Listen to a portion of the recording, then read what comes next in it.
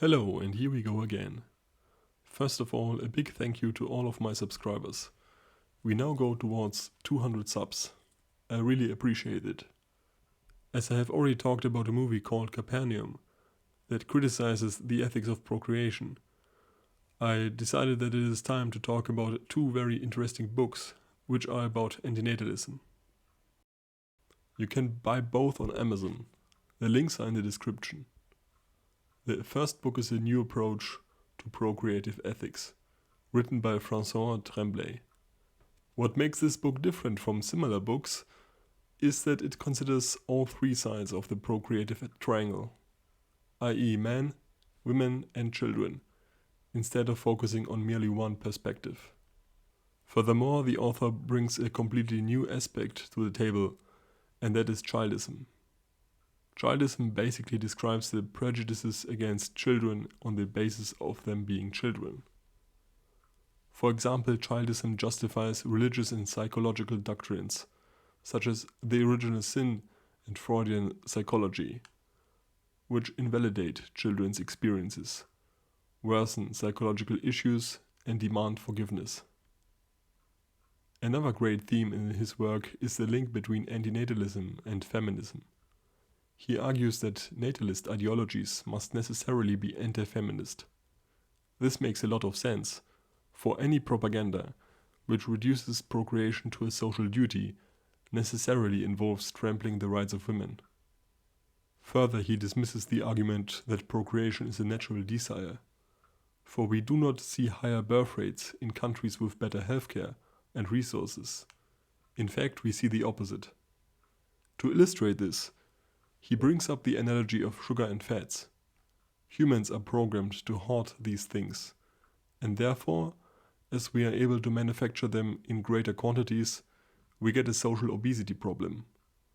What we do not have is a social emaciation problem. It is not only well written and structured, but on top easier to read than David Bennett's Better Never to Have Been. Now, the second book I want to discuss is Confessions of an Antinatalist by Jim Crawford. His work also stands out, but for different reasons. It is not an academic collection of arguments and philosophical discourses, but more a freely composed mix of short quotes from philosophy, self-made poetry, and personal experiences of the writer. The latter make this book what it is. The authenticity speaks volumes, and the fact that the writer himself is a father of two does make this book even more appealing to me, for it deconstructs the argument that becoming a parent yourself changes your opinion on procreation. His story being a Christian throughout his youth, his crazy experiences and his honesty about his mistake make the author easy to sympathize with. It was a very entertaining read, and I finished the book within a day. For me, the true value of this book lies in its simplicity. The writer doesn't go into convoluted arguments. I give you one of his best lines, quote, "I consider the two main pillars of antinatalism to be the uncertainties of life and the certainty of death. The rest is commentary," end quote. The uncertainty of life is certainly one of the best arguments against procreation. There is a big market growing on the need for security, namely the insurance agencies, some of which are worth billions of dollars. Most people are willing to give up a good amount of money in order to satisfy their need for security.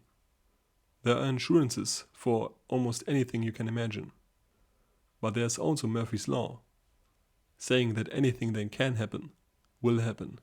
You cannot protect yourself from any harm possible. If anything can go wrong, it will. Yet the same people who take out insurances force their own children into existence, which is ironic considering the fear of uncertainty. Birth is and always will be the greatest risk one can take.